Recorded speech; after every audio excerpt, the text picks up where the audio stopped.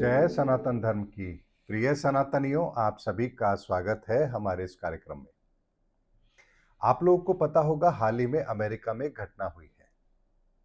Elon Musk ने Trump का साथ छोड़ दिया है। हाल ही में इतना कम समय हुआ है और इतने कम समय के अंदर ही ये जोड़ी अलग होती हुई नजर आ रही है। घटना को राजनीतिक दृष्टिकोण से देखेंगे तो आपको ये साधारण घटना नजर आएगी, लेकिन धर्म युग के अंदर, वर्तमान की परिस्थिति के अंदर शनि की कार्यप्रणाली की जो योजना है, उसके आधार पर और धरती पर इसके परिणाम क्या घटित होने वाले हैं, उसके आधार पर जब आप इसका आकलन करेंगे, ज्योतिषीय उस गणना के आधार पर जब इसका आकलन आप करेंगे, तो आपको बहुत चौंकाने वाले परिणाम यहां दिखाई देंगे। एलॉन मस्क इस समय पर अमेरिका के लिए विभीषण का काम करेंगे, और विभीषण का काम इसलिए करेंगे क्योंकि सरकार बनाने में उनकी बहुत बड़ी महत्वपूर्ण भूमिका है। सरकार कैसे बनी है, किन नीतियों को लेकर बनी है, चुनाव के अंदर क्या क्या हुआ है, फंडिंग कहां से हुई है, क्या योजनाएं हुई हैं, सरकार के अंदर किस तरह का दृष्टिकोण चल रहा है, बहुत सारी ऐसी अंदर की बातें होंगी जो एलन मस्क को पता है। लेकिन एक बात को समझते हैं कि अमेरिका के अंदर इस समय डोनाल्ड ट्रंप जो हैं, वो बहुत अलग तरह की नीतियों पर चल रहे हैं। इस बात को आप ऐसे समझिए, एक होता है पुलिस किसी का एनकाउंटर करती है, एक होता है पॉलिटिकल एनकाउंटर। पॉलिटिकल एनकाउंटर जो होता है, उसमें दो तरह की बात होती है। अपने फायदे के लिए सामने वाले के सामने एक प्रस्ताव रखा जाता है, या तो वो सरकार के समर्थन में आ जाए, सरकार की बातों को मान ले। अगर वो ऐसा नहीं करता है तो फिर यहां पर पॉलिटिकल एनकाउंटर होता है, और ये पूरी दुनिया के अंदर होता है। ऐसा नहीं कि अमेरिका के अंदर ही ऐसा होता है। वर्तमान के अंदर पॉलिटिक्स के अंदर पॉलिटिकल एनकाउंटर कोई नई बात नहीं है और बड़ी भी नहीं है। पूरी दुनिया के अंदर ये होता आया है। चाइना के अंदर भी आप लोगों ने देखा होगा कि अलीबाबा के जो फाउंडर हैं, उन्होंने सरकार की बात नहीं मानी तो वो गायब हो गए, यानी उन्हें लाइमलाइट से ही हटा दिया गया। कहां रहे, कैसे रहे, किसी को नहीं पता। भारत के अंदर भी बहुत सारे ऐसे उद्योगपति हैं जो अचानक से सुर्खियों से धरातल पर गिरते हैं और कहीं ना कहीं देश छोड़कर भागना पड़ता है। ऐसी बहुत सारी परिस्थिति दुनिया के अंदर, हर देश के अंदर होती है, और इसे हम कहते हैं पॉलिटिकल एनकाउंटर। यानी या तो आपको सरकार की बात माननी होगी, और अगर सरकार की बात आप नहीं मानते हैं तो फिर आपका एनकाउंटर कर दिया जाएगा। और एलॉन मस्क का भी यही हाल होने वाला है। यानी या तो वो सरकार के सामने घुटने टेके, या फिर उनका पॉलिटिकल एनकाउंटर किया जाएगा। रामायण के समय पर भी यही घटनाक्रम हुआ था। रावण ने विभीषण को लात मार करके दरबार से बाहर निकाल दिया। ये उसका पॉलिटिकल एनकाउंटर ही था। अपने भाई से भरे दरबार में सबके सामने लात खाने के बाद क्या विभीषण लंका में रह सकता था? क्या वो अपमान का घूंट पीकर के लंका में अपना जीवन यापन कर सकते थे? यानी उनके पास में केवल एक ही विकल्प शेष रह गया था कि वो लंका को छोड़कर चले जाएं। अब जाए तो कहां जाएं?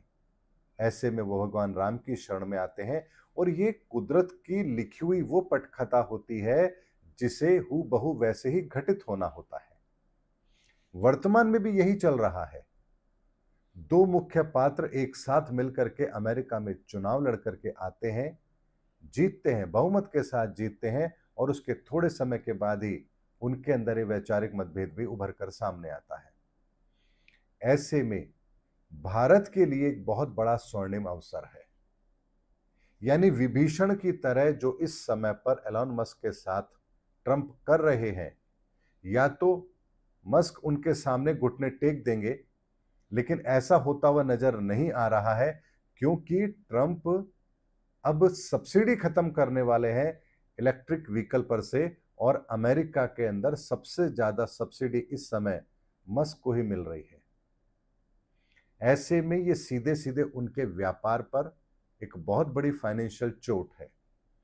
और डोनाल्ड ट्रंप हमेशा इसी तरह की नीति पर काम करते हैं। रशिया को उन्होंने झुकाने की कोशिश की, मैं शांति मसीहा बनकर के दुनिया के सामने आऊं, लेकिन रशिया ने उनके सारे प्रस्तावों को ठुकरा दिया।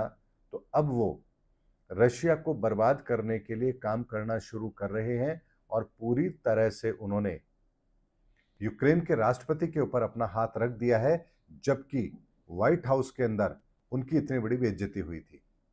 लेकिन कहते हैं कि बड़े दुश्मन का मुकाबला करने के लिए छोटे दुश्मन को कई बार गले लगाना पड़ता है, और वो इस समय यही कर रहे हैं। वो ऐसा क्यों कर रहे हैं? आखिर उनके पीछे, उनकी इस सोच के पीछे क्या कारण है? क्यों वो दुनिया के अंदर इतना बड़ा तहलका मचाए हुए हैं? ये अभी तो हमारे लिए रहस्य है, लेकिन बहुत जल्द ये रहस्य दुनिया के सामने जरूर आएगा। रहस्य नहीं भी आएगा तो उसके परिणाम हमारे सामने जरूर आएंगे। कई बार ऐसा सच भी होता है जो हमारे सामने नहीं आता है, लेकिन उसके परिणाम हमारे सामने आते हैं और उन परिणामों से हमें सच को एनालिसिस करना पड़ता है। ऐसे में भारत सरकार के लिए ये एक बहुत बड़ा अवसर है। अगर इस विभीषण को हम किसी तरह से साधने में कामयाब होते हैं तो अमेरिका की एक ऐसी नब्ज हमारे हाथ में आएगी जिसको दबाने पर ट्रंप को दर्द बहुत बड़ा होगा।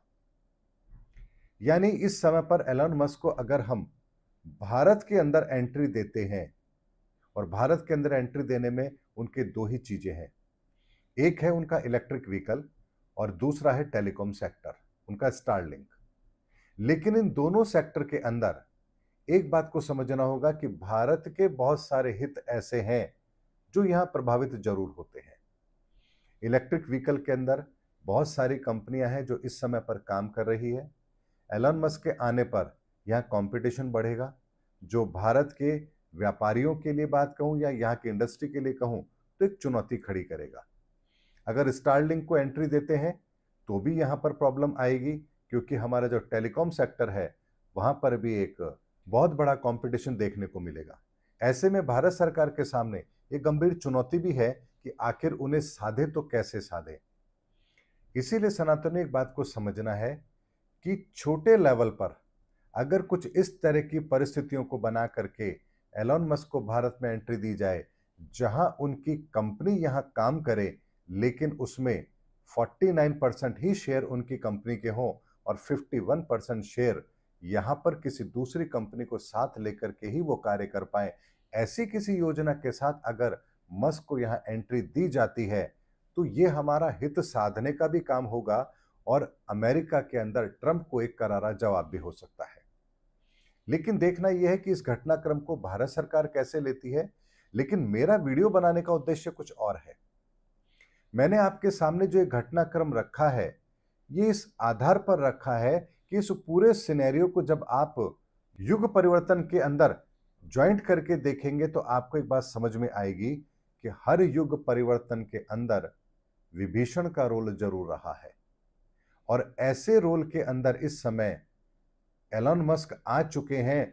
देखना यह है कि भविष्य के अंदर कुदरत इनका कैसे इस्तेमाल करती है, क्योंकि इस समय पर जो कुछ भी हो रहा है वो स्क्रिप्ट इस धरती के किसी इंसान ने नहीं लिखी है, ये ईश्वर ने लिखी है, इस विधाता ने लिखी है, इस प्रकृति ने लिखी है, और जो वो लिखते हैं उसे कोई बदल सकता ही नहीं है। ऐसे में सनातनियों, एक बहुत बड़ी घटना इस समय घटित हुई है, और इस घटना को राजनीतिक चश्मे से ना देख करके धर्म युग के परिवर्तन के आधार पर यदि आप देखेंगे तो इस घटनाक्रम के अंदर एक ऐसी दूरदर्शिता के साथ निर्णय लेने की आवश्यकता है जो आने वाले समय के अंदर भारत के लिए भी, दुनिया के लिए भी, और इस संसार के अंदर जो परिवर्तन हो रहा है उसके लिए भी ये एक बहुत ही महत्वपूर्ण घटनाक्रम है, जिसका आकलन सही तरीके से किया जाना बहुत जरूरी है। सनातनियों, हर घटना जो घटित हो रही है इस समय पर, वो कहीं ना कहीं हमें बहुत बड़े संकेत दे रही है। और मैंने आपसे अपने एक वीडियो में कहा भी है कि सच अब छुप नहीं सकता, झूठ बेनकाब होगा ही होगा, और आप देखिए जैसे ही 30 मार्च के बाद का वो समय धर्म युग का आरंभ हुआ है, उसके बाद लगातार कितनी तेजी से घटनाक्रम बदल रहा है। एक तरफ जो रशिया और यूक्रेन और अमेरिका मिलकर के शांति की बात कर रहे थे, ड्रोन अटैक ने सारी पोल खोल दी कि शांति प्रस्ताव केवल एक छलावा है, हकीकत में हो कुछ और रहा है, यानी झूठ बेनकाब हो गया। अमेरिका के अंदर भी एलन मस्क और डोनाल्ड ट्रंप को लेकर के एक बात चल रही थी कि दोनों की जोड़ी अमेरिका के अंदर बहुत बड़ा घटनाक्रम लेकर आने वाली है, लेकिन ये झूठ भी बेनकाब हो गया। पता लग गया कि दोनों अपने अपने स्वार्थ के कारण से एक दूसरे के साथ जुड़े हुए थे। डोनाल्ड ट्रंप को राजनीतिक हित चाहिए और एलन मस्क को अपना व्यापारिक हित चाहिए, लेकिन यहाँ फिर वही बात आती है कि राजनीति के अंदर पॉलिटिकल एनकाउंटर बहुत बड़ा होता है। व्यापारी को या अपने प्रतिद्वंदी को इस स्थिति में लाकर छोड़ा जाता है जहां उसका या तो आत्मसमर्पण होता है या फिर उसे समूल जड़ से नष्ट ही कर दिया जाता है। और यही वर्तमान की राजनीति का एक बहुत बड़ा काला सच है, जिसे जो समझ रहा है वो अच्छी तरह समझता है कि सत्ता हो या विपक्ष हो, आखिर राजनीति में काम होता कैसे है। इसीलिए सनातन एक बात को बड़े ध्यान से समझ लीजिए, राजनीति को गंदा इसीलिए कहा जाता है क्योंकि राजनीति में जो होता है वो हम आम जनता के समझ में आता नहीं है, और जो आम जनता के समझ में नहीं आता है वही राजनीति में होता है। इसीलिए आने वाले घटनाक्रम को बड़े ध्यान से हमें समझना भी है, और अभी तो ये शुरुआत है। न जाने कितनी बड़ी बड़ी घटनाएं अभी पूरे विश्व में होना बाकी है। भारत के अंदर भी बहुत बड़ी बड़ी घटनाएं होंगी, जिसका समय 1 जून से शुरू हो चुका है, और दिसंबर 2025 आते आते इतना कुछ हमारे सामने स्पष्ट हो चुका होगा कि जहां सुधार की कोई गुंजाइश शेष रहेगी ही नहीं। इसीलिए इस विभीषण को भारत कैसे साधता है, ये देखने वाली बात है। मैंने इशारा किया है, समझदार हैं तो उसका फायदा उठाएंगे, नहीं तो जैसा चल रहा है, जो ईश्वर का विधान है वो तो होकर रहेगा ही। मिलेंगे अगले वीडियो के अंदर, तब तक के लिए जय सनातन धर्म की, जय सनातन विश्व, जय धर्मयुग की।